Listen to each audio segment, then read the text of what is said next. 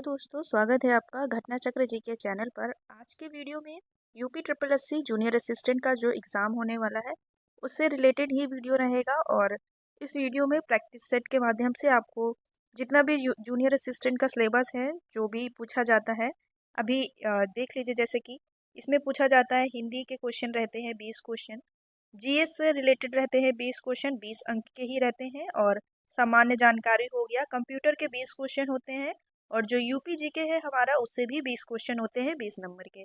इस प्रकार से टोटल 100 क्वेश्चन होते हैं और 100 अंक के होते हैं, और 2 घंटा मतलब 120 मिनट आपको मिलता है एग्ज़ाम के लिए। तो इससे ही रिलेटेड ये वीडियो रहेगा, और जितने भी इसमें प्रैक्टिस सेट रहेंगे आपको 1 बाय 1 कंप्लीट कराए जाएंगे। इसमें आपको टोटल 100 क्वेश्चन कंप्लीट कराए जाएंगे। तो चलिए वीडियो को स्टार्ट करते हैं। अगर आपका एग्ज़ाम होने वाला है, अ, अगर आपने ये फॉर्म फिल किया होगा UP triple S C junior assistant वाला, तो जल्द ही इसका एग्ज़ाम होने वाला है। इससे ही रिलेटेड हम सारे प्रैक्टिस सेट को सॉल्व करेंगे। और ये जूनियर असिस्टेंट का जो प्रैक्टिस सेट स्टार्ट किया है, ये इसका पहला वीडियो है। अगर आपने चैनल से अभी तक आप जुड़े नहीं हैं और आपका एग्ज़ाम है, तो आप इस चैनल से जुड़ सकते हैं। आपको सारे क्वेश्चन उसके बाद टॉपिक वाइज कंप्लीट क्वेश्चन कराए जाएंगे। तो चलिए, पहला सेशन जो है ये इसमें हिंदी के 20 क्वेश्चन है। हिंदी से शुरुआत करेंगे। पहला क्वेश्चन है, अगर आपको इनमें से कुछ क्वेश्चन आते भी होंगे तो वो आप वीडियो को पॉज करके करिएगा। इससे आपको ये बेनिफिट मिलेगा कि आपके किस सेक्शन में आपका कितना कंप्लीट हो चुका है पोर्शन, फिर उस हिसाब से आप अपनी तैयारी कर सकते हैं। पहला क्वेश्चन है, इनमें से कौन सी भाषा संस्कृत भाषा की अपभ्रंश भाषा है?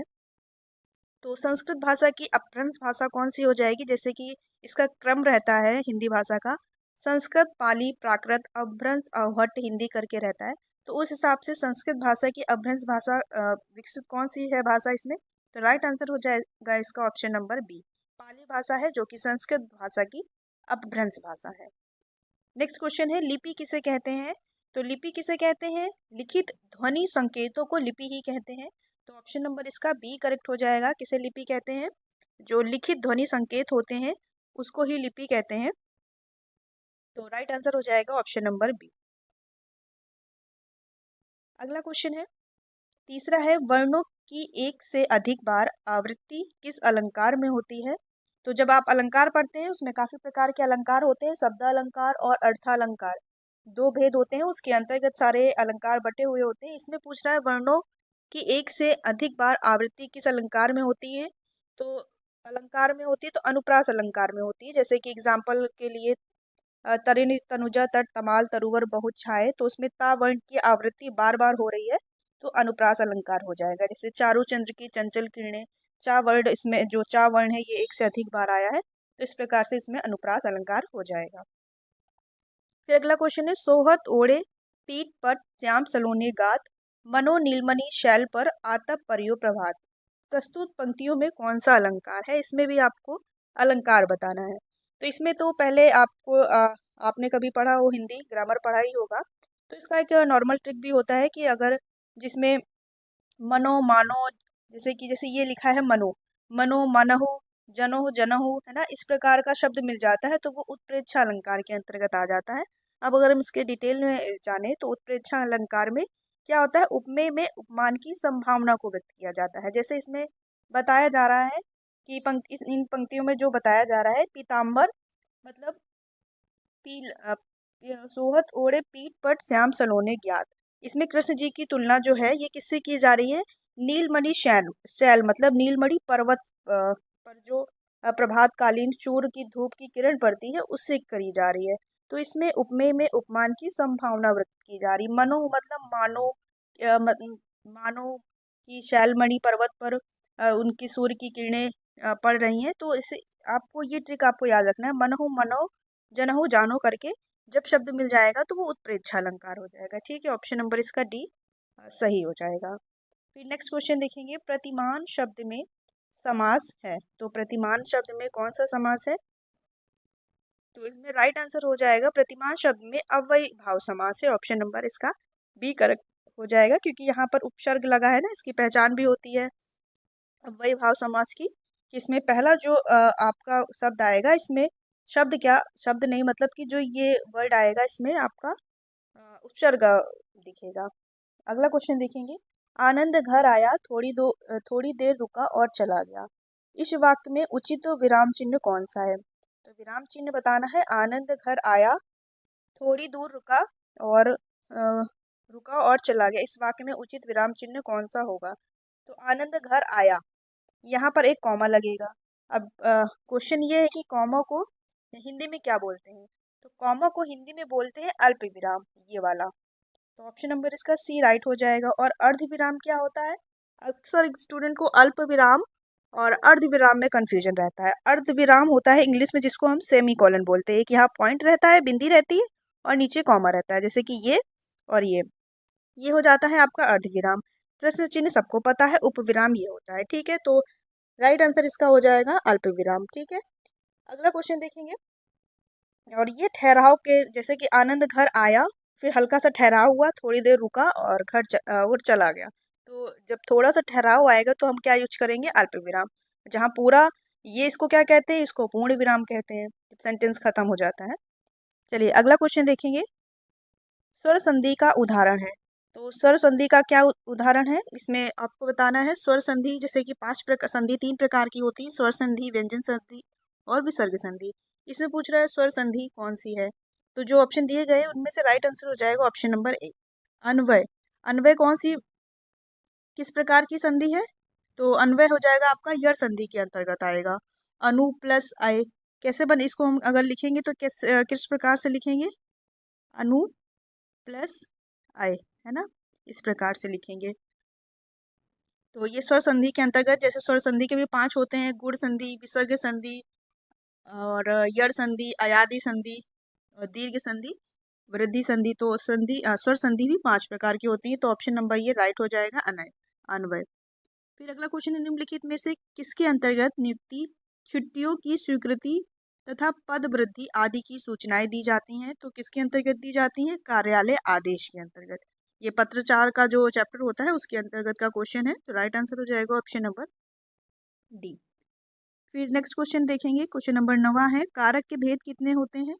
तो कारक के भेद होते हैं 8, लेकिन संस्कृत भाषा में 6 होते हैं। ठीक है, लेकिन ये पूछता नहीं, लेकिन जानकारी के लिए पता होना चाहिए। संस्कृत भाषा में 6 होते हैं और जो हिंदी भाषा में इसमें 8 होते हैं। 8 कौन कौन से होते हैं? कर्ता ने कर्म को करण से के द्वारा संप्रदान के लिए अपदान से अलग होना, संबंध का के की और अधिकरण में पर संबोधन हे हो अरि करके रहता है। तो इस प्रकार 8 प्रकार के कारक होते हैं और जो संस्कृत में 6 होते हैं उसमें संबंध और संबोधन की गणना नहीं की जाती है। तो इस प्रकार से संस्कृत भाषा में 6 हो जाते हैं। राइट आंसर इसका ऑप्शन नंबर डी करेक्ट है। फिर है, अगरबत्ती की सुगंध से थकावट दूर हो गई, निम्नलिखित में से इस वाक्य में प्रयुक्त काल बताइए। इसमें काल पूछ रहा है, टेंस जिसे कहते हैं। तो इसमें अगरबत्ती की सुगंध से थकावट दूर हो गई, तो दूर हो गई मतलब खत्म हो गई, पूर्णतः खत्म हो गई। तो पूर्ण भूतकाल, समाप्त भी हो गया है काल। तो ऑप्शन नंबर इसका करेक्ट हो जाएगा बी, पूर्ण भूतकाल। फिर नेक्स्ट क्वेश्चन है, क्रिया के जिस रूप में वर्तमान में क्रिया के संदेह का बोध हो वहाँ काल डैश होता है। कह रहा है क्रिया के जिस रूप से वर्तमान में क्रिया के संदेह का बोध हो, तो वहाँ पर वर्तमान भी पूछ रहा है और संदेह भी कह रहा है। तो इसका तो सिंपल से संदिग्ध वर्तमान काल हो जाएगा इसका आंसर। तो correct answer option number A इसका राइट हो जाएगा। फिर अगला क्वेश्चन है, वाक्यों का वर्गीकरण मुख्यतः कितने प्रकार से होता है?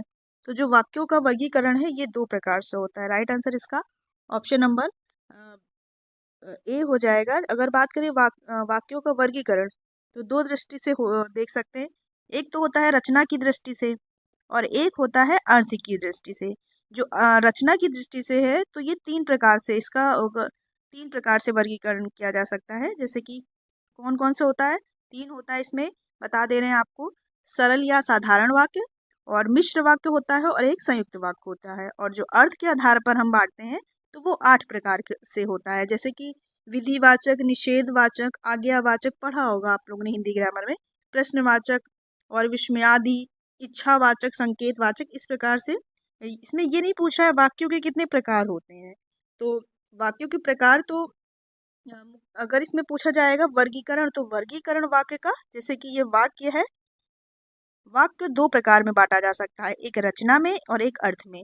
यदि पूछता है रचना की दृष्टि से वाक्यों का कितने भेद होते हैं, तो 3 बताएंगे, और अर्थ की दृष्टि से कितने हो जाएंगे? अर्थ की दृष्टि से हो जाएंगे आपके 8। तो इसका राइट आंसर हो जाएगा ऑप्शन नंबर ए, इसका करेक्ट आंसर है। अगर ध्यान से अगर आपने क्वेश्चन नहीं पढ़ा, अगर आपको रचना की दृष्टि से अगर आपके दिमाग में चल रहा होगा तो आप 3 लगा देंगे, नहीं तो अर्थ की दृष्टि से 8 लगा देंगे। इसमें पूछा गया है वर्गीकरण पूछा जा रहा है बाकी का, तो 2 प्रकार से होता है। ठीक है, अगला क्वेश्चन देखेंगे। क्रिया के मूल रूप को क्या कहते हैं? तो क्रिया के मूल रूप को कहते हैं धातु। ये काफी बार क्वेश्चन आया है और काफी बार पूछा जाता है। क्रिया के मूल रूप को क्या कहते हैं? धातु कहते हैं। ऑप्शन नंबर इसका ए राइट है। फिर नेक्स्ट है कछुआ धर्म और मारेसिसी मोही कुठाओ किसकी रचना है? तो लेखक इसमें पूछ रहे हैं, लेखक कौन है? तो राइट आंसर हो जाएगा option number B, Chandradhar Sharma Guleri की ये रचनाएं हैं, कछुआ धर्म और मारेसिसी मोहू कुठाओ। तो राइट आंसर इसका हो जाएगा ऑप्शन नंबर बी। फिर नेक्स्ट है मेरा मित्र राकेश बहुत अच्छा चित्रकार है, इस वाक्य में विधेय विधेय पूछ रहा है। तो इस वाक्य में विधेय हो जाएगा ऑप्शन नंबर सी, बहुत अच्छा चित्रकार है। जो ये पूरा सेंटेंस या वाक्य दिया गया है, इसमें पूछ रहा है कि क्वेश्चन में पूछ रहा है विधेय क्या है, तो इसमें हो जाएगा बहुत अच्छा चित्रकार है, ये हो जाएगा इसमें विधेय। और उद्देश्य क्या हो जाएगा? वाक्य जैसे 2 प्रकार से वर्गीकृत किया जाता है ना, उद्देश्य और विधेय। तो यदि उद्देश्य पूछेगा तो उद्देश्य हो जाएगा मेरा मित्र राकेश, ये वाला हो जाएगा भाग हमारा उद्देश्य, और विधेय इसमें पूछा जा रहा है ये वाला, तो हो जाएगा ये हो जाएगा हमारा ये सब्जेक्ट हो जाएगा, ये विधेय हो जाएगा, प्रेडिक्ट जिसे इंग्लिश में बोलते हैं। तो बहुत अच्छा चित्रकार है, इसका right answer option number C हो जाएगा। ठीक है, तो ये सब्जेक्ट हो जाएगा और ये हो जाएगा विधेय। फिर नेक्स्ट क्वेश्चन है निम्नलिखित में से विलोम शब्दों की दृष्टि से एक युग्म गलत है। तो देख लेंगे कौन सा, पहले सारे पढ़ेंगे। विधि, निषेध, आह्वान, विसर्जन। आह्वान मतलब बुलाना, विसर्जन करना, ठीक है ये। फिर अगला है आग्रह, विग्रह। तो आग्रह का विग्रह। फिर है अमी, हलाहल। तो इसका राइट आंसर तो हो जाएगा ऑप्शन नंबर सी, क्योंकि जो आग्रह का विलोम होता है, विलोम शब्द वो होता है दुराग्रह। तो इसका right answer option number C, इसमें पूछ रहे कौन सा युग में गलत है। तो आग्रह का हो जाएगा कौन सा? दुराग्रह, तो ये गलत हो जाएगा। ठीक है, विग्रह गलत हो जाएगा, विग्रह मतलब अलग करना। फिर है निम्न में से कोई एक पर्यायवाची समूह सही है, उसका चयन करना है। कौन सा सही है देखेंगे पहले। पतोहू, वधु, वधु, पुत्र वधु, ये तो सही है। बहू को इतने सारे पर्यायवाची सही हैं, बहू को कहा जाता है, तो राइट आंसर इसका यही सही हो जाएगा। इसमें देख लेंगे पत्र, पत्थर, ये तो अलग ही हो गया। और ये प्रश्न, पत्ता, ये भी अलग ही है। पथ सही है, राह डगर सही है, लेकिन पानी अलग है। तो ऑप्शन नंबर इसका करेक्ट हो जाएगा ऑप्शन नंबर ए। फिर नेक्स्ट है वाच्य के कितने प्रकार होते हैं? तो वाच्य 3 प्रकार के होते हैं, कर्तवाच्य, कर्मवाच्य और भाववाच्य। कौन से होते हैं? 3 प्रकार के होते हैं। क्रिया के उस परिवर्तन को वाच्य कहते हैं जिसके द्वारा इस बात का बोध होता है कि वाक्य के अंतर्गत किसका प्रयोग हुआ है, जैसे कि कर्ता की प्रधानता है, या कर्म की प्रधानता है, या भाव की प्रधानता है, उसे वाच्य कहते हैं। 3 प्रकार के होते हैं, कर्तवाच्य, कर्मवाच्य और भाववाच्य। ऑप्शन नंबर इसका ए करेक्ट हो जाएगा। फिर नेक्स्ट क्वेश्चन है कपट और कपाट का अर्थ क्या है? समानार्थी शब्द है कपट और कपाट। तो कपट मतलब होता है धोखा, और कपाट मतलब होता है दरवाजा। तो ऑप्शन नंबर इसका ए करेक्ट हो जाएगा। नेक्स्ट है लास्ट है ये हिंदी का। हिंदी के 20 क्वेश्चन थे, लेकिन है और भी क्वेश्चन है, चलिए देख लेंगे जितने क्वेश्चन होंगे। क्वेश्चन है लंका का राजा रावण, ये क्वेश्चन रह गया है। उपसर्ग वह शब्दांश है जो, उपसर्ग क्या होते हैं? तो किसी शब्द के बाद में जुड़ते हैं, ये तो प्रत्यय हो जाएगा। किसी शब्द के मध्य में जुड़ते हैं, किसी शब्द के आगे जुड़ते हैं, शब्द में कहीं भी जुड़ सकते हैं। तो उपसर्ग मूलतः शब्द के आगे ही लगते हैं, तो किसी शब्द के आगे जुड़ते हैं। Right answer option number C हो जाएगा इसका। फिर है लंका का राजा रावण बहुत विद्वान था, इस वाक्य में रेखांकित अंश है। लंका का राजा ये रेखांकित है, तो इसमें इस वाक्य में रेखांकित अंश कौन सा है? ये संज्ञा पदबंध है ना, यहाँ पे संज्ञा होता है, ये संज्ञा पदबंध हो जाएगा। तो ऑप्शन नंबर इसका ए करेक्ट हो जाएगा, संज्ञा पदबंध। फिर है भाषा की सबसे छोटी इकाई है। तो भाषा की सबसे छोटी इकाई क्या होती है? वर्ण होती है, पता है आपको सबको। तो भाषा की सबसे छोटी इकाई वर्ण होती है। फिर नेक्स्ट क्वेश्चन है निम्न में से कंठ वर्ग है। तो कंठ कौन सा वर्ग होता है हिंदी वर्णमाला में?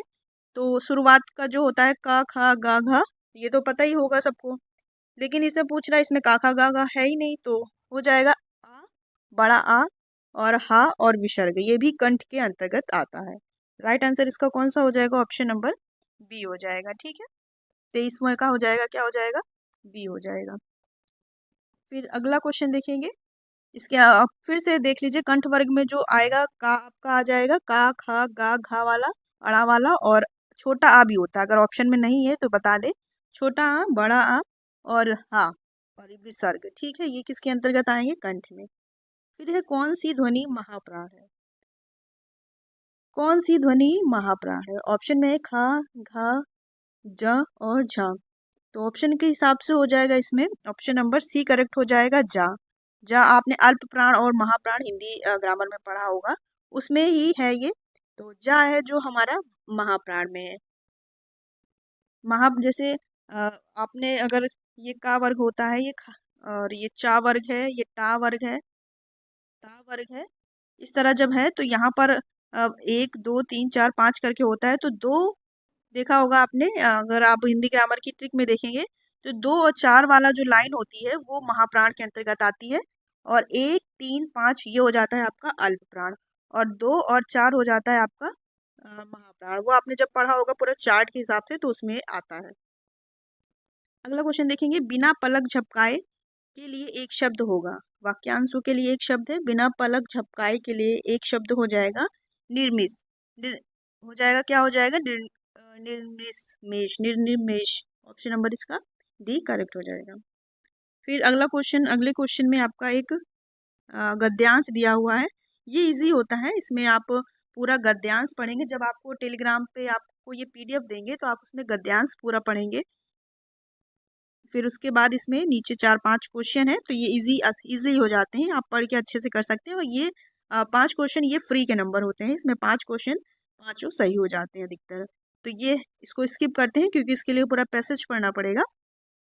तो ये आप जब आपको पीडीएफ मिलेगा आप उससे पढ़ेंगे। फिर है दिए गए विकल्पों में सही विकल्प चुने जो अनुक्रम को पूरा करेगा। ये इसमें थोड़े रीजनिंग के भी क्वेश्चन है, जैसे अभी दिखाया था आपको। तो ये आप अगर सॉल्व करेंगे तो हो जाएगा। चलिए कुछ के बताते भी चलते हैं।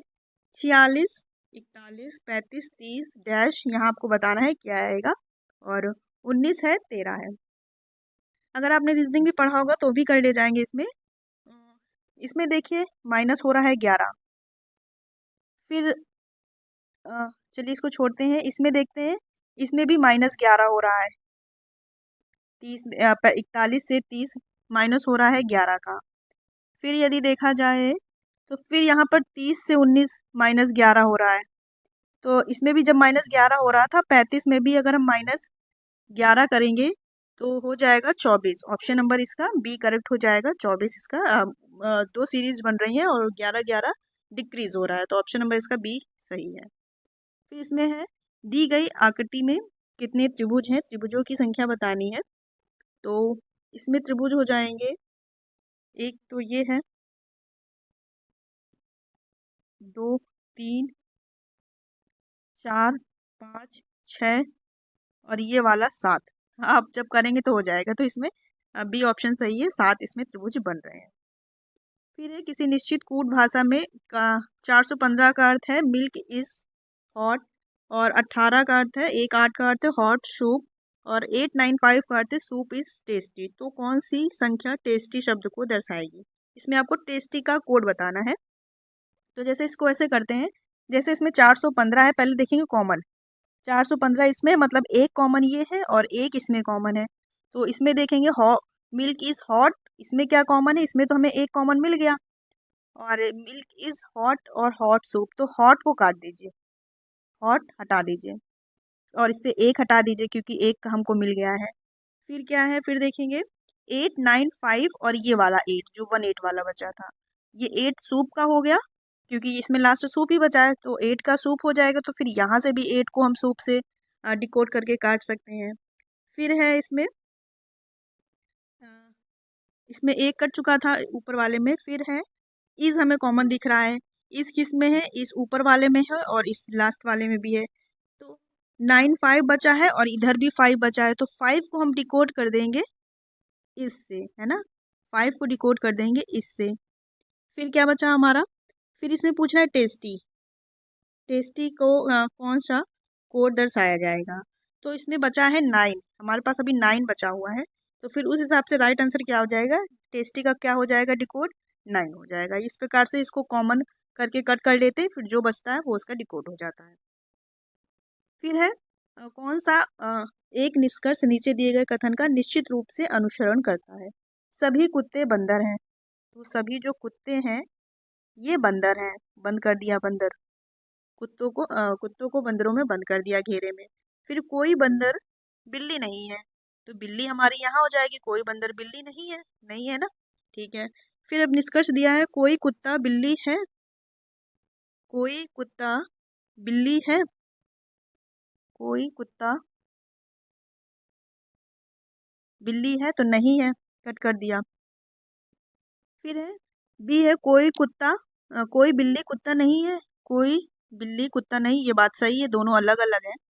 फिर है सभी कुत्ते बिल्ली हैं, सभी कुत्ते बिल्ली हैं, नहीं, कोई कुत्ता बिल्ली का कोई कनेक्शन ही नहीं है, फिर इनमें से कोई नहीं। तो राइट आंसर हम हो जाएगा हमारा ऑप्शन नंबर बी करेक्ट हो जाएगा। ये कथन निष्कर्ष वाले भी क्वेश्चन इजीली ही हो जाते हैं। फिर इसमें रिक्त स्थान बताना है, रीजनिंग का ही क्वेश्चन है। जैसे अगर हम जोड़ते हैं 7, 2, 4, 5, अगर हम इनको टोटल करते हैं तो क्या हो जाएगा, ये हो जाएगा 7, 2, 4, 5, हमारा हो जाएगा 18 हो जाएगा।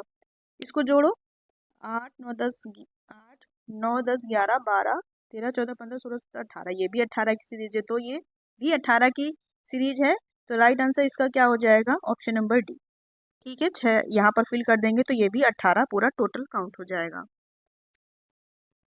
फिर दिया गया है कुछ लड़के एक पंक्ति में बैठे हैं, पी बाएं से 14वें स्थान पर है और क्यू दाएं से 7वें स्थान पर है, 21 हो गया ये।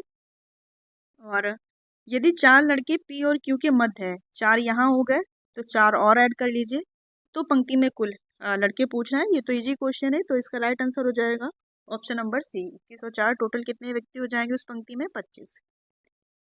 फिर है कथन दिया हुआ है, निष्कर्ष, चलिए कथन पढ़ते हैं। बूथ पर कब्जे की घटना दिखाने के लिए रेडियो कर्मचारी तारीफ के हकदार हैं। इसका निष्कर्ष देखेंगे, एक बार फिर से पढ़ते हैं कथन। बूथ पर कब्जे की घटना दिखाने के लिए रेडियो कर्मचारी तारीफ के हकदार हैं। ठीक है, कोई घटना हुई होगी, इसमें रेडियो कर्मचारियों की तारीफ के लिए हकदार है क्योंकि उन्होंने घटना को अच्छे से हैंडल किया होगा। तो उसमें बताना है निष्कर्ष, रेडियो का उद्देश्य चीजों को उनके सही परिप्रेक्ष्य में दिखाना है। रेडियो अ, रेडियो का उद्देश्य, पहले कथन भी देखते चलेंगे, रेडियो का उद्देश्य चीजों को उनके सही परिप्रेक्ष्य में दिखाना है।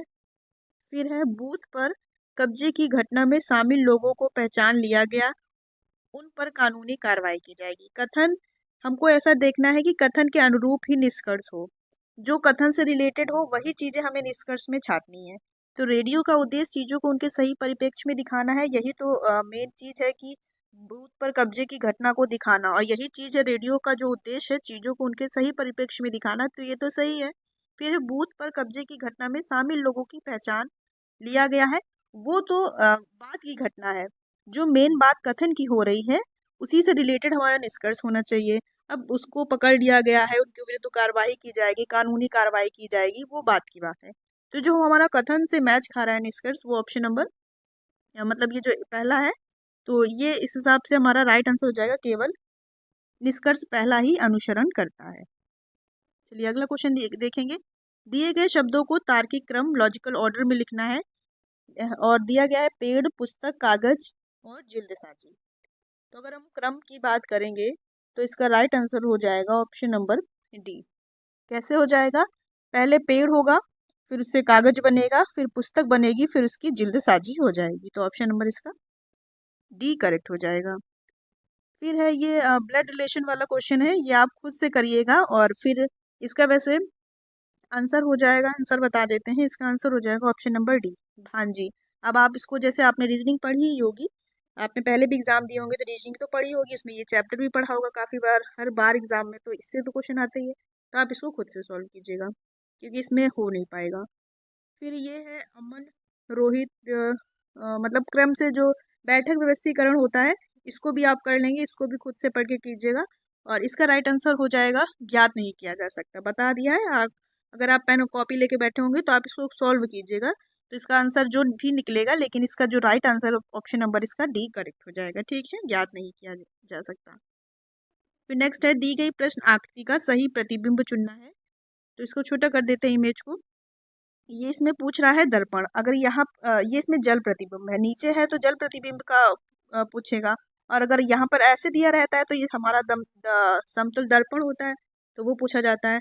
तो इसमें जल प्रतिबिंब का पूछ रहा है, क्योंकि अगर इसको हम नीचे पलट देंगे तो ये वाला जो पॉइंट है, ब्लैक ब्लैक पॉइंट, ये नीचे आ जाएगा यहाँ पर जस्ट, और इससे मिलता जुलता मेरे पास कोई भी नहीं है, तो राइट आंसर तो वैसे यही हो जाएगा, लेकिन फिर भी एक बार श्योर कर लेते हैं। फिर ये जो ट्रायंगल हमारा इससे छूता हुआ जा रहा है, ये हमारा इससे छूता हुआ जाएगा, फिर कवर हो जाएगा। हाँ ठीक है, तो ये हमारा 41 का सही हो जाएगा, option number C is the right answer. फिर देखेंगे 42 क्वेश्चन है, सादृश्य पूरा करें। पेज का जिस प्रकार संबंध पेचकस से है, और उसी प्रकार कील का संबंध किससे, जैसे हम लोग पेज से पेचकस, पेचकस जैसे पेज को खोलने में यूज करते हैं, उसी प्रकार कील, तो कील को हथौड़े से निकालने में इसका प्रयोग करते हैं। तो ऑप्शन हो जाएगा इसका राइट हो जाएगा, क्या हो जाएगा, ऑप्शन नंबर डी। कील का संबंध किससे है, हथौड़ा से है। राइट आंसर हो जाएगा हमारा ऑप्शन नंबर डी। फिर अगला क्वेश्चन देखेंगे, ये भी रीजनिंग का ही है, इसको भी आप चलिए देखते हैं कैसा है। पहले इसमें तो आकृतियां दी गई हैं, और इसमें जो भी दिया गया है आयत शेप को प्रदर्शित करता है, आयत जो है, और जो वृत्त है ये कोरियोग्राफर को प्रदर्शित करता है, सी से डिनोट करते हैं इसको। त्रिभुज गोताखोर, त्रिभुज बता दिया है इसने, गोताखोर को डिनोट कर रहा है। और वर्ग में अमेरिकी हैं, ये वर्ग हैं, ये जो अमेरिका है, अमेरिका के लोग हैं। और हमारा क्या था, आयत जो हमारा था ये शेप को प्रदर्शित करता है। तो इसमें ऐसे वर्गों को, ऐसे समूह को ढूंढना है, बता रहा है उन अमेरिकियों को प्रदर्शित करता है। अमेरिकियों मतलब इसमें ये वर्ग भी आना चाहिए, ठीक। प्रदर्शित करता है जो या तो कोरियोग्राफर हो, कोरियोग्राफर हमारा ये है सर्किल, कोरियोग्राफर हो, या गोताखोर मतलब ट्रायंगल हो। ऐसी चीज हमें ऐसा उसमें ढूंढना है जो ये भी हो, अमेरिका के भी हो, और गोला किसको डिनोट कर रहा है, कोरियोग्राफर हो, या तो फिर वो गोताखोर हो, इन दोनों में से कोई एक हो। तो अगर हम इसका ऑप्शन देखेंगे तो ऑप्शन में इसमें अच्छा 3 चीज़ें दी गई हैं, ठीक है, तो उस हिसाब से इसका राइट आंसर बनेगा हमारा सी। जैसे कि डी, डी हमारा आ रहा है क्वेश्चन, इसको छोटा कर देते हैं, आप आराम से देख लीजिए। जैसे अगर ऑप्शन नंबर हमारा सी सही है तो डी, डी हमारा ठीक है आ जाएगा अमेरिकी में, ठीक है, ये वाला डी ये डिनोट कर रहा है। और फिर ई है तो ई हमारा डिनोट करेगा गोताखोर को, ये ई आ रहा है ट्रायंगल के अंदर आ रहा है, देखिए। और फिर है एच, तो एच हमारा इंडिकेट करेगा ये वर्ग को, ठीक है, तो ये राइट आंसर हो जाएगा हमारा ऑप्शन नंबर सी। चलिए अगला क्वेश्चन देखेंगे। 3 अलार्म क्रमशः 10, 15, 30 मिनट के अंतराल पर बजते हैं, यदि वे एक साथ सुबह 9 बजे बजे तो फिर वह कितने बजे बजेंगे। ये रीजनिंग का भी है, मैथ में भी अक्सर पूछा जाता है। आप 10, 15 और ये 30 का एलसीएम लेंगे तो उसका एलसीएम आएगा 30 आएगा। और अगर 9 बजे बज रहे हैं एक साथ, तो फिर अगली बार कब बजेंगी, 9:30 पर। तो right answer option number A हो जाएगा। ये इसी प्रकार से किया जाता है क्वेश्चन, ठीक है। अगला क्वेश्चन है प्रश्नवाचक, अच्छा इसमें अगली आकृति बतानी है। तो ये ट्रायंगल फिल किया है, फिर बगल वाला किया है, फिर यहाँ पर ये वाला कर दिया है, अब ऊपर वाला फिल होगा, तो उस हिसाब से ये दो हैं। चलो और अगला देखते हैं। फिर अगर हम इसमें क्रॉस को, अगर हम क्रॉस को देखते हैं, ये वाले क्रॉस चिन्ह को, पहले यहाँ था, फिर यहाँ आया, फिर यहाँ आया, अब ये यहाँ आएगा, मतलब इस ये आया, फिर ये आया, फिर यहाँ पर आना चाहिए, तो ये वाला, ये इसकी दिशा सही है। राइट आंसर इसका हो जाएगा हमारा 45 का ऑप्शन नंबर। चलो ये दोनों में आ रहा है, चलिए नहीं, फिर अच्छा अगला देखते हैं। नेक्स्ट है, अगर देखें तो एक ये पहले तो ऐसा है सर्कल, फिर पूरा फिल सर्कल है, फिर ऐसा है, फिर पूरा फिल वाला है, अच्छा पूरा डॉटेड है, ठीक है, तो ऑप्शन नंबर इसका ए करेक्ट हो जाएगा, ठीक है। इसको भी सावधानी से करना चाहिए क्वेश्चनों को, क्योंकि ये इजी होते हैं, फ्री के नंबर गेनिंग होते हैं, लेकिन जल्दबाजी के चक्कर में सेम सिमिलर आकृतियों को देख के कन्फ्यूज हो जाते हैं, और जल्दबाजी में क्वेश्चन हमारा गलत हो जाता है। तो इजी क्वेश्चन को भी सावधानी से पढ़ना चाहिए। चलिए फिर अब नेक्स्ट है जीएस का टॉपिक। जीएस का क्वेश्चन है, मोहनजोदड़ो शब्द का अर्थ है। तो मोहनजोदड़ो शब्द का अर्थ होता है मृतकों का टीला। इसमें इंग्लिश में दिया हुआ mount of the dead. Option number इसका कौन सा सही हो जाएगा? ऑप्शन नंबर इसका बी करेक्ट हो जाएगा। मोहनजोदड़ो का शाब्दिक अर्थ क्या होता है? मृतकों का टीला, या इंग्लिश में कह सकते हैं माउंट ऑफ द डेड। और जो मोहनजोदड़ो है इसका तो पूरा चैप्टर ही है मोहनजोदड़ो, सिंधु घाटी सभ्यता है। और मोहनजोदड़ो सब जो है इसकी खोज पूछा जाता है अक्सर एग्जाम में, किसने की थी और कब की थी? तो मोहनजोदड़ो की खोज रखाल दास बनर्जी ने 1922 में की गई थी। ठीक है, इनके द्वारा की गई थी, तो याद रखेंगे। और ये भी पूछ लिया जाता है ऐसे, इसमें काफी सारे क्वेश्चन है, किस नदी के किनारे है, सिंधु नदी के किनारे है ना, तो इस तरह ये तो पूरा चैप्टर ही है। चलिए अगला क्वेश्चन देखेंगे। हड़प्पा काल का इनमें से कौन सा नगर 3 भागों में विभाजित था? ये भी काफी बार क्वेश्चन पूछा गया है, रिपीटेड क्वेश्चन है। तो हड़प्पा काल का कौन सा नगर इसमें 3 कालों में विभाजित था? तो राइट आंसर हो जाएगा इसका ऑप्शन नंबर डी, धौलावीरा था, जो कि ये 3 नगरों में विभाजित था। और मध्यम, उच्च और निचला करके इस प्रकार से 3 भागों में विभाजित था। कौन? धौलावीरा। और जो हड़प्पा काल का धौलावीरा नगर है ये 3 नगरों में विभाजित था। और ये कहाँ पर था? तो ये गुजरात राज्य के कच्छ जिले में स्थित था। ठीक है, तो याद रखेंगे ऑप्शन नंबर इसका डी करेक्ट है। फिर है महाजनी प्रथा का सर्वप्रथम उल्लेख निम्नलिखित में से किस प्राचीन ग्रंथ में हुआ है? तो महाजनी प्रथा का उल्लेख सर्वप्रथम सतपथ ब्राह्मण में हुआ है। इसका right answer option number C हमारा सही हो जाएगा। फिर अगला क्वेश्चन देखेंगे, निम्नलिखित में से कौन सी नदी उत्तर पिनाकिनी के नाम से भी जानी जाती है? तो जो उत्तर पिनाकिनी के नाम से जानी जाती है वो है पेन्नार नदी। ऑप्शन नंबर इसका कौन सा सही हो जाएगा? ऑप्शन नंबर डी सही हो जाएगा। और जो पेन्नार नदी है इसका उद्गम स्थल कर्नाटक से होता है, कर्नाटक में नंदी पहाड़ियों से होता है। ठीक है, right answer option number D है पेन्नार।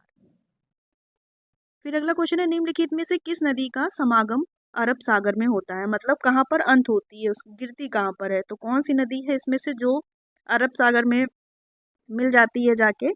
तो नर्मदा नदी है। ऑप्शन नंबर इसका करेक्ट हो जाएगा कौन सा? Option number A. और नर्मदा नदी निकलती कहाँ से है? तो ये अमरकंटक में काले पर्वत की जो चोटी है अमरकंटक, वहां से निकलती है मध्य प्रदेश से। और कहाँ पर मिल जाती है जाके? ये अरब सागर में गिर जाती है जाके। Right answer option number A correct है। फिर है, निम्नलिखित में से कौन सी नदी यमुना से नहीं मिलती है? तो यमुना की सहायक नदी है चंबल बेतवा और केन, यमुना की सहायक नदी है। और यमुना से नहीं मिलती है तो ये सोन नदी हो जाएगा। ऑप्शन नंबर इसका डी करेक्ट हो जाएगा, क्योंकि जो सोन नदी है ये गंगा नदी से मिलती है। कहाँ पर? वो पटना के निकट मिलती है। तो right answer option number D इसका करेक्ट है। फिर भारत की 12वीं पंचवर्षीय योजना का मुख्य उद्देश्य क्या है? तो भारत की जो ये 12वीं पंचवर्षीय योजना थी ये अंतिम पंचवर्षीय योजना थी। और ये 2012 से 2017 तक चली थी, अंतिम थी। और इसमें पूछ रहा है इसका मुख्य उद्देश्य क्या था? तो इसका मुख्य उद्देश्य था तेज सतत और अधिक सम्मिलित विकास। ठीक है, फिर इसके बाद ये हटा के नीति आयोग आया, नेशनल ट्रांसफॉर्मिंग इंडिया करके नीति आयोग आया, और पंचवर्षीय योजना को खत्म कर दिया गया। तो जो 12वीं पंचवर्षीय योजना है इसका उद्देश्य था तेज सतत और अधिक सम्मिलित विकास। ऑप्शन नंबर इसका डी करेक्ट हो जाएगा। फिर नेक्स्ट है, भारत में श्वेत क्रांति के जनक के रूप में किसे जाना जाता है? तो भारत में श्वेत क्रांति के जनक के रूप में जाना जाता है वर्गीज कुरियन को, डॉक्टर वर्गीज कुरियन को। ठीक है, ऑप्शन नंबर इसका करेक्ट हो जाएगा सी। और जो श्वेत क्रांति का संबंध किससे है? श्वेत क्रांति का संबंध है दुग्ध उत्पादन से। ऑप्शन नंबर इसका सी सही है। फिर भारतीय संविधान अपने नागरिकों को डैश की समानता का वचन देता है। तो संविधान में जो समानता का अधिकार दिया गया है ये प्रतिष्ठा और अवसर, प्रतिष्ठा मतलब हैसियत। ऑप्शन नंबर इसका बी करेक्ट हो जाएगा। अनुच्छेद 14 के अंतर्गत समानता का अधिकार दिया गया है सभी नागरिकों को। फिर है, निम्नलिखित में से किसने पहले 1934 में संविधान सभा का सुझाव का प्रस्ताव दिया था या प्रस्तावित किया था? तो किसने दिया था? एम.एन. राय ने। ठीक है, ऑप्शन नंबर इसका डी करेक्ट हो जाएगा। संविधान जो सभा का सुझाव सर्वप्रथम किसने दिया था 1934 में? एम.एन. राय द्वारा दिया गया था। अगला क्वेश्चन देखेंगे, संविधान सभा की अल्पसंख्यकों की उप समिति के अध्यक्ष का नाम क्या था? तो जो हमारी संविधान सभा के अल्पसंख्यकों की जो उप समिति के अध्यक्ष चुना गया था ये चुना गया था H.C. मुखर्जी को। ऑप्शन नंबर करेक्ट हो जाएगा क्या? H.C. मुखर्जी। अल्पसंख्यकों की उपसमिति के अध्यक्ष का क्या नाम था? HC मुखर्जी था। फिर है प्रतिबल की SI इकाई क्या है? यूनिट पूछ रहा है। तो प्रतिबल हो जाएगा हमारा, इसका मात्रक पूछ रहा है, तो मात्रक हो जाएगा ऑप्शन नंबर बी। करेक्ट हो जाएगा क्या? पास्कल। क्योंकि जो प्रतिबल है इसका फॉर्मूला अगर देखें तो फोर्स बटे एरिया होता है। क्या होता है? फोर्स बटे एरिया, मतलब एकांक क्षेत्रफल पर लगने वाला प्रत्याम्नाय बल को प्रतिबल कहते हैं। तो इसका मात्रक हमारा चला जाएगा, SI मात्रक हो जाएगा। वैसे तो उसका यूनिट होता है न्यूटन प्रति, इसका जैसे न्यूटन मीटर प्रति स्क्वायर हो जाएगा, लेकिन इसको डिनोट किससे करते हैं? पास्कल से। ऑप्शन नंबर इसका बी करेक्ट हो जाएगा।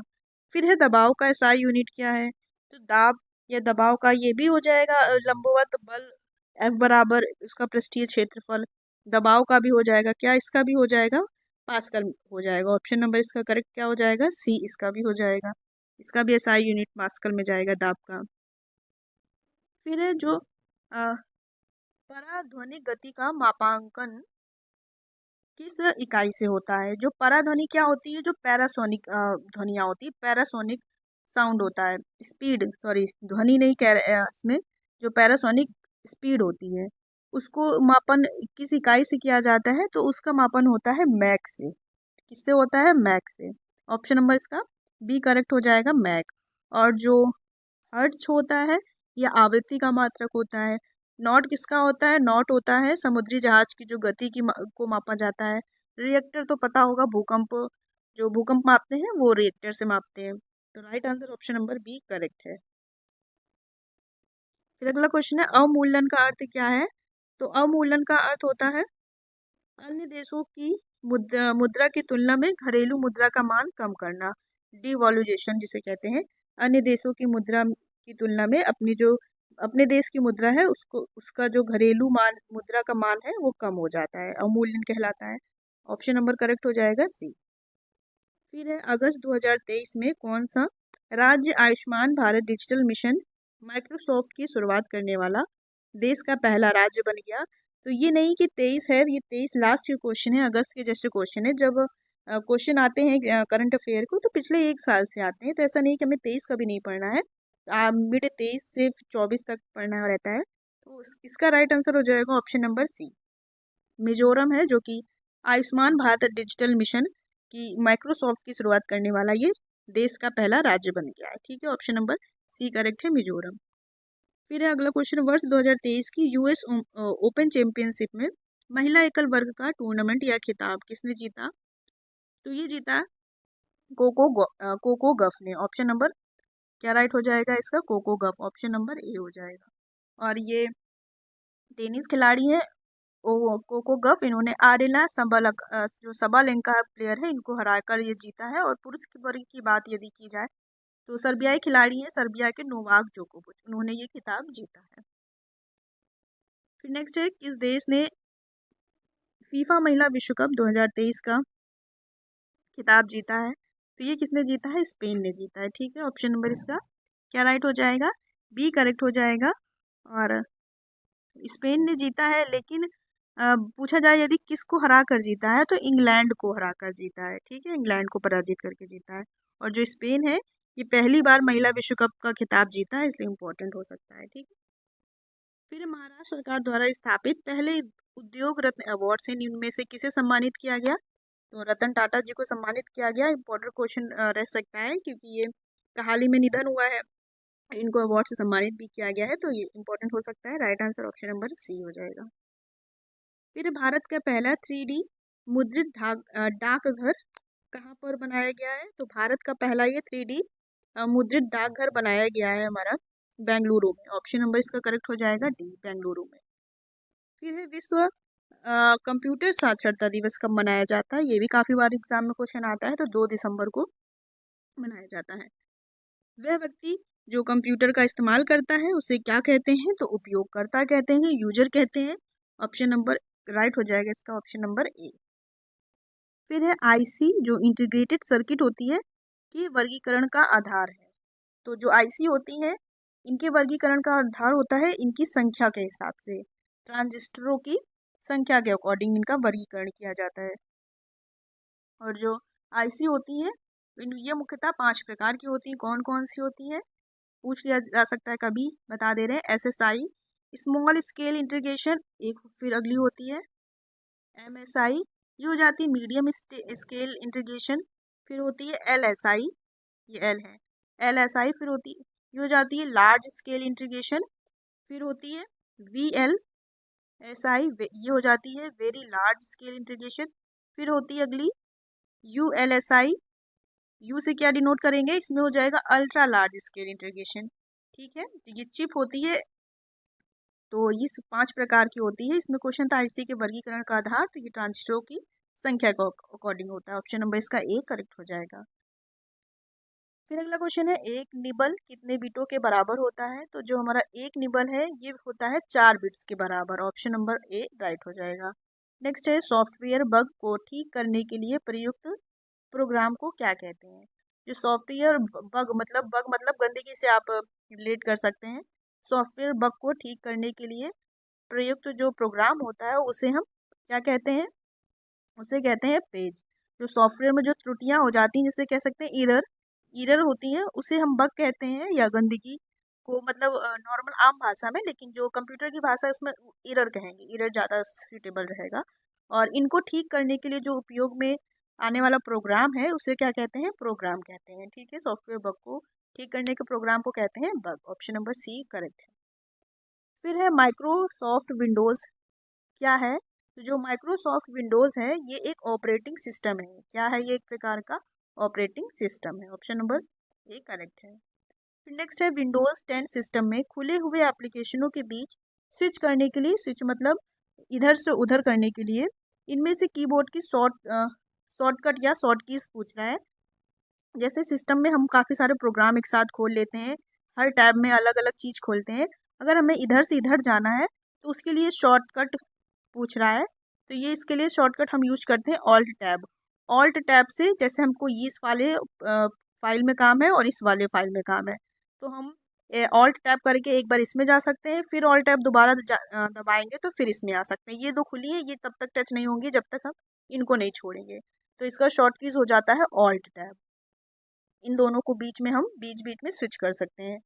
ठीक है, ऑप्शन नंबर इसका करेक्ट हो जाएगा हमारा सी।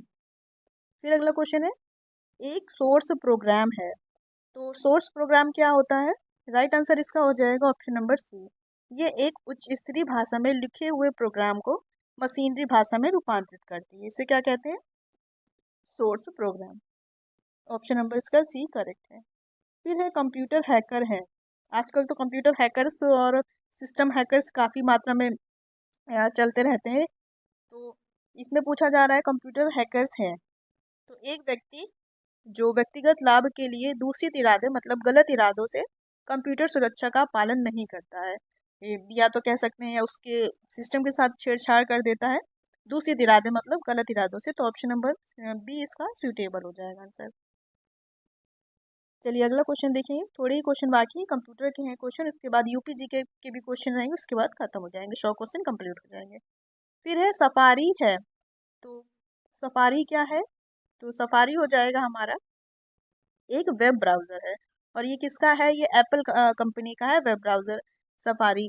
ठीक है, सफारी हो जाएगा एक वेब ब्राउज़र है। और ये 2003 पूछा गया एक बार क्वेश्चन, ये 2003 में लॉन्च हुआ था। ठीक है, किसने किया था, वेब किट द्वारा। अगला क्वेश्चन देखेंगे, निम्नलिखित में से कौन सा एप्लीकेशन प्रोटोकॉल है। तो जो हाइपर टेक्स्ट ट्रांसफर प्रोटोकॉल इसका नाम है, फुल फॉर्म इसका पूछा जाता है अक्सर एग्जाम में। तो ये एक एप्लीकेशन प्रोटोकॉल है। ऑप्शन नंबर इसका ए करेक्ट हो जाएगा। नेक्स्ट देखेंगे, इस किसी डॉक्यूमेंट में इंसर्ट हाइपरलिंक डायलॉग बॉक्स को प्रदर्शित करने के लिए शॉर्ट की क्या होती है। तो MS वर्ड में जो हम डॉक्यूमेंट में हमें कोई लिंक, जैसे कुछ हम पैराग्राफ लिख रहे हैं और यहाँ पर मुझे ये किसी चीज़ का लिंक लगाना है, तो उसके लिए शॉर्टकट कीज़ क्या हो जाती है, तो उसके लिए शॉर्टकट कीज हम यूज करते हैं कंट्रोल के। ऑप्शन नंबर इसका सी करेक्ट हो जाएगा, कंट्रोल के। ठीक है, फिर अगला क्वेश्चन देखेंगे, इंटरनेट की सेवा को जो ऑडियो और वीडियो वार्तालाप करती है इसे क्या कहते हैं। तो इसे कहते हैं वीडियो कॉन्फ्रेंसिंग। वीडियो कॉन्फ्रेंसिंग में ऑडियो वीडियो कॉल दोनों हो जाती है। क्या होती है, वीडियो, आजकल मीटिंग भी इन्हीं में होती है, वीडियो कॉन्फ्रेंसिंग के दौरान। ठीक है, option number C is correct है। फिर है एमएस वर्ड में निम्नलिखित में से कौन सा एक मान्य पैराग्राफ अलाइनमेंट नहीं है। तो एमएस वर्ड में आपको पता होगा 4 प्रकार के अलाइनमेंट होते हैं। कौन कौन से होते हैं? एक होता है अलाइनमेंट होता है टेक्स्ट लेफ्ट, मतलब उसको लेफ्ट करने के लिए, जैसे टेक्स्ट मेरा कुछ लिखा हुआ है, इसको अगर हम कंट्रोल एल कर देंगे तो ये लेफ्ट में हो जाएगा। फिर होता है एक राइट में करने के लिए होता है, तो वो हो जाता है हमारा दूसरा हो जाता है राइट अलाइनमेंट, है ना, तो उसके लिए होता है कंट्रोल आर। ठीक है। फिर होता है एक होता है राइट हो जाता है, लेफ्ट हो जाता है, फिर होता है सेंटर, है ना। सेंटर में करने के लिए किसका हम यूज करते हैं? कंट्रोल ई का यूज करते हैं। किसका करेंगे पूछ लिया जाता है। सेंटर करने के लिए कंट्रोल ई लाइन का उपयोग करते हैं। फिर होता है कंट्रोल जे। क्या होता है? कंट्रोल प्लस जे, वो होता है जस्टिफाई। जैसे कोई मैंने लाइन लिखी एमएस वर्ड में, ऐसी ऐसी ऐसी कुछ ऐसी ऐसी लिखी है, अगर हम कंट्रोल जे कर देंगे तो जस्टिफाई हो जाएगा, मतलब बराबर चीज बराबर लाइनों में लिख देता है। तो इसमें जो नहीं है, कह रहा अलाइनमेंट नहीं है, तो ये टॉप हो जाएगा। ठीक है, ऑप्शन नंबर सी हो जाएगा, क्योंकि राइट लेफ्ट और जस्टिफाई और सेंटर होता है, तो ये टॉप नहीं होता है कुछ भी। फिर अगला क्वेश्चन देखेंगे। एक डेटाबेस में फील्ड होती है, तो क्या होती है? जानकारी की श्रेणियां। ठीक है, ऑप्शन नंबर इसका डी करेक्ट हो जाएगा। फिर है, अब इसमें आ गए हैं यूपी जीके के क्वेश्चन। देखेंगे निम्नलिखित में से एक सुमेलित नहीं है। तो जोश मलिहाबाद का तो नहीं पता, जोश का संबंध किससे बता रहे हैं, लेकिन अगला देखते हैं। रघुपति साहेब फिराक, जो फिराक गोरखपुरी के नाम से प्रसिद्ध है, लेखक है, मशहूर शायर थे। तो इनका संबंध, जैसे कि अभी बोला, फिराक गोरखपुरी के नाम से मशहूर थे, तो ये कानपुर से इनका संबंध नहीं हो सकता। तो ऑप्शन नंबर इसका बी करेक्ट हो जाएगा। बाकी अगर नहीं आ रहे हैं, लेकिन एक हम गेस कर पा रहे हैं, तो उससे हम आंसर निकाल सकते हैं। ठीक है, तो ऑप्शन नंबर इसका बी करेक्ट हो जाएगा, क्योंकि इनका संबंध फिराक गोरखपुरी का संबंध गोरखपुर से है, इतना तो पता है। तो रघुपति साहेब फिराक का संबंध कानपुर से नहीं है। ठीक। फिर है उत्तर प्रदेश राज्य पर्यटन विकास निगम लिमिटेड की स्थापना कब हुई? तो इसकी स्थापना हुई 1974 में। काफी बार क्वेश्चन ये पूछा गया है, 1974 में। उत्तर प्रदेश राज्य पर्यटन विकास निगम लिमिटेड की स्थापना कब हुई? 1974। फिर अगला क्वेश्चन है, उत्तर प्रदेश के निम्नलिखित क्षेत्रों में से किस में अन्ना प्रथा उस क्षेत्र के कृषि एवं वानिकी के विकास के लिए अभिशाप है? अन्ना प्रथा किससे संबंधित है? उत्तर प्रदेश का ये बुंदेलखंड के क्षेत्र से संबंधित है, इसका संबंध है। और राइट आंसर फिर हो जाएगा इसका ऑप्शन नंबर बी, क्योंकि जो अन्ना प्रथा ये उत्तर प्रदेश के बुंदेलखंड क्षेत्र में कृषि एवं वानिकी के विकास हेतु अभिशाप सिद्ध हुई है। बुंदेलखंड क्षेत्र में जो अन्ना प्रथा के तहत किसान चैत मास में फसल कटाई के बाद अपने पशुओं को जो है खुला छोड़ देते हैं, परंतु वर्तमान में ये प्रथा अब कृषि एवं वानिकी के लिए नुकसानदायक साबित हो रही है, क्योंकि इन जो पशु हैं इनकी वजह से फसलों को काफी नुकसान भी पहुंचाया जा रहा है। उस हिसाब से राइट आंसर ऑप्शन नंबर इसका बी सही हो जाएगा। फिर देखेंगे अगला क्वेश्चन, उत्तर प्रदेश का सबसे बड़ा वन्य जीव विहार कौन सा है? तो उत्तर प्रदेश का जो सबसे बड़ा वन्य जीव विहार है, तो ये है हस्तिनापुर में। ऑप्शन नंबर इसका सी करेक्ट हो जाएगा।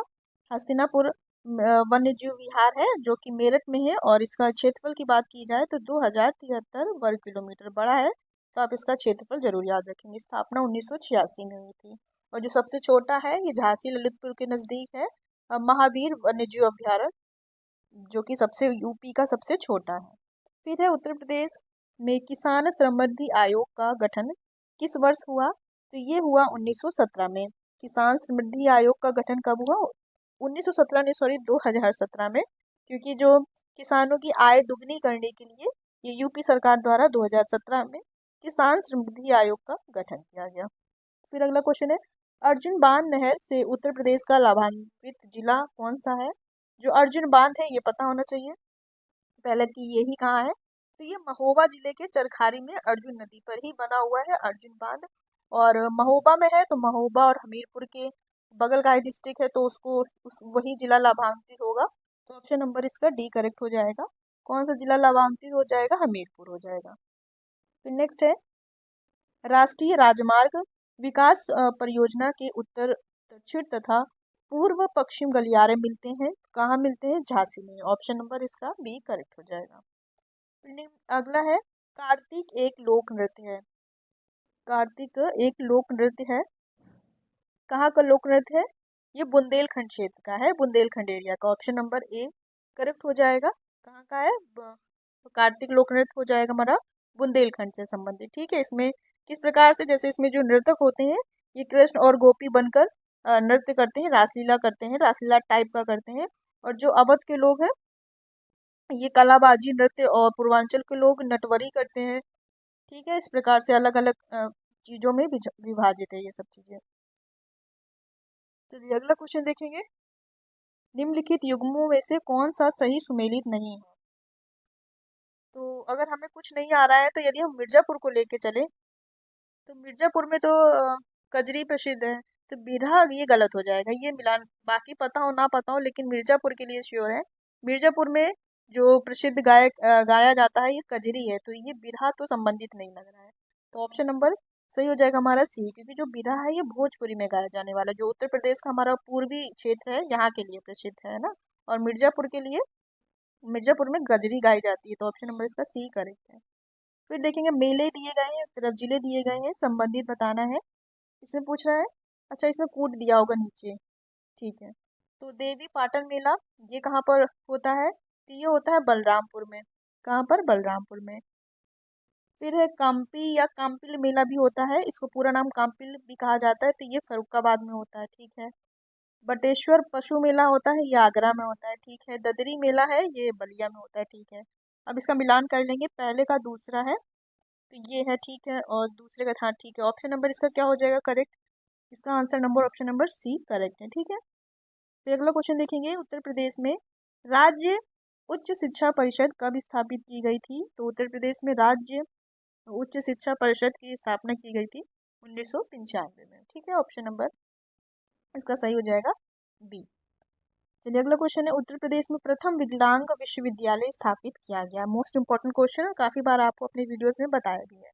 तो उत्तर प्रदेश में जो प्रथम विकलांग विश्वविद्यालय है ये स्थित है चित्रकूट में। इसकी स्थापना 2001 में हुई थी।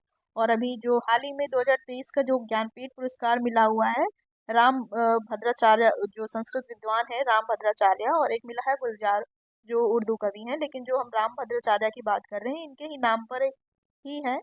क्या नाम है उस विद्यालय का? जगत गुरु राम भद्राचार्य विकलांग विश्वविद्यालय। ठीक है।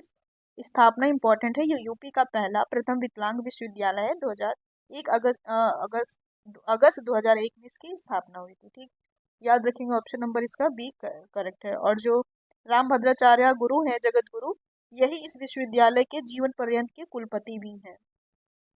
ठीक है, याद रखेंगे इसको। फिर नेक्स्ट है अगस्त 2023 में उत्तर प्रदेश मंत्रिमंडल की बैठक में राज्य के किस शहर में अंतर्राष्ट्रीय आलू अनुसंधान केंद्र की शाखा खोलने हेतु मंजूरी दी गई? तो ये दी गई आगरा में। करंट के क्वेश्चन है, तो ऑप्शन नंबर इसका ए करेक्ट है। फिर देखेंगे CSIR और NBRI लखनऊ द्वारा विकसित कमल की पुष्प की नई प्रजाति का नाम क्या है? तो ये कमल की जो नई पुष्प प्रजाति का नाम है नमो 108। ऑप्शन नंबर इसका बी करेक्ट है, नमो 108। फिर देखेंगे फरवरी 2023 में उत्तर प्रदेश सरकार द्वारा वित्तीय वर्ष 2023-24 के लिए कुल कितनी राशि का राज्य बजट अनुमान प्रस्तुत किया गया? कितना? जो राज्य मंत्री सुरेश खन्ना जी द्वारा बजट पेश किया गया था, इसका राइट आंसर हो जाएगा ऑप्शन नंबर डी, 6,90,242.43 करोड़ रुपए। ये हमारा 23-24 का बजट रहा। ऑप्शन नंबर डी करेक्ट है। फिर अगस्त 2023 में प्रथम चरण में देश भर के 508 रेलवे स्टेशनों की कायाकल्प की परियोजना का शिलान्यास किया गया। इस चरण में उत्तर प्रदेश के कितने रेलवे स्टेशन शामिल किए गए? तो इसमें जो हमारे रेलवे स्टेशन शामिल किए गए यूपी के 55 रेलवे स्टेशन। ठीक है, ऑप्शन नंबर इसका बी करेक्ट है। ऐसा नहीं है कि आप में 23 का ही करंट आएगा, जिस हिसाब से परीक्षा आगे बढ़ेगी उसी प्रकार से 2024 का भी। आप ऐसा तो है नहीं कि 23 का ही करंट पढ़ के जाएंगे, 24 का नहीं पढ़ के जाएंगे। तो जो आपके 24 के करंट अफेयर आएंगे वो फंसेंगे क्वेश्चन से। तो ऐसा नहीं है कि इसमें 23 का क्वेश्चन है तो ये हमारे लिए यूज नहीं है, यूज है ही, जैसे कि यही बजट वाला इंपॉर्टेंट क्वेश्चन है। इस प्रकार से आपको 23-24 मिक्स के ही करंट के क्वेश्चन मिलेंगे आपके एग्जाम में। फिर देखेंगे इसमें मिलान करना है। नीचे कोड दिए गए हैं। भारतीय सब्जी अनुसंधान, जो अनुसंधान है ये है कहाँ पर? तो ये है वाराणसी में, तो इसका तो ये हो जाएगा। ठीक है। केंद्रीय उपोष्ण उद्यान अनुसंधान संस्थान कहाँ है? तो ये है हमारा लखनऊ में। ठीक है। फिर है भारतीय दलहन अनुसंधान, ये कहाँ है? ये कानपुर में है। ऑप्शन नंबर मतलब दूसरा नंबर पे है कानपुर। फिर है खाद्य पार्क कहाँ है? ये नोएडा में है। तो डी का तीसरा किस में दिया गया है? इसमें दिया गया है। तो राइट आंसर हमारा हो जाएगा ऑप्शन नंबर ए करेक्ट है। फिर भी कूट, देखिए मिलान में क्या होता है, इसमें आपको इस एग्जामिनर क्या करते हैं, 4 क्वेश्चन पूछ लेते हैं इसमें। जैसे अगर एक क्वेश्चन देगा, एक ही क्वेश्चन के बारे में पूछेगा, मिलान में क्या होता है 4 क्वेश्चन दे देता है। चलिए देखेंगे, चमड़े का सामान के लिए क्या प्रसिद्ध है, उसका जिला बताना है। चमड़े का सामान प्रसिद्ध है, कानपुर का चमड़ा प्रसिद्ध है। सुरमा उद्योग, ये सुरमा नगरी किसे कहते हैं? बरेली, ये भी ठीक है। इत्र एवं तेल नगरी किसे कहते हैं? कन्नौज, कन्नौज इत्र के लिए फेमस है। और चिकनकारी के लिए तो लखनऊ प्रसिद्ध ही है। तो डी का दूसरा यदि देखा जाए तो चलो 2 में है। फिर चमड़े का सामान जो हम लोग ने मैच किया था, चमड़े का सामान कानपुर में, एक चौथा, हाँ इसमें दिया गया है। ठीक है, तो ऑप्शन नंबर ए हमारा इसका भी करेक्ट हो जाएगा। फिर अगला क्वेश्चन है, लास्ट के 2 क्वेश्चन ही है। सारनाथ जो अशोक स्तंभ के लिए प्रसिद्ध है, वाराणसी से 10 किलोमीटर उत्तर पूर्व में किन 2 नदियों के संगम के पास स्थित है? सारनाथ किस नदियों के संगम के पास स्थित है? तो गंगा और Varuna. Option number A correct हो जाएगा, गंगा और वरुणा। फिर नेक्स्ट है, उत्तर प्रदेश की ने आईटी, टेक्सटाइल, हस्तशिल्प और गैर पारंपरिक ऊर्जा जैसे विभिन्न क्षेत्रों को पूरा करने के लिए राज्य में कितने सेज या विशेष आर्थिक क्षेत्र, स्पेशल इकोनॉमिक जोन की को मंजूरी दी है? तो ये दी है 31। ठीक है, ऑप्शन नंबर करेक्ट हो जाएगा इसका ऑप्शन नंबर बी। 31 ऐसे क्षेत्रों को इन्होंने मंजूरी दी है। Right answer option number B है। तो ये हमारे टोटल 100 क्वेश्चन थे। आप आईडी से बताइएगा, क्योंकि आपने गिना तो होगा नहीं कि आपके कितने क्वेश्चन सही हुए, तो एवरेज में बता सकते हैं आपके इन 100 क्वेश्चन में कितने क्वेश्चन सही हुए। और बताइएगा दोस्तों वीडियो कैसा लगा। अगर वीडियो अच्छा लगा हो तो वीडियो को लाइक कीजिएगा, और आप जो इसमें संशोधन चाह रहे हैं वो कमेंट बॉक्स में बता सकते हैं। मिलते हैं आपके साथ अगले वीडियो में। और अगर आप अभी तक चैनल से नहीं जुड़े हैं तो चैनल से जुड़ जाएगा। इस तरह के आपको प्रैक्टिस सेट और काफ़ी सारे आपसे एग्ज़ाम से रिलेटेड यूजफुल वीडियो मिलते रहेंगे।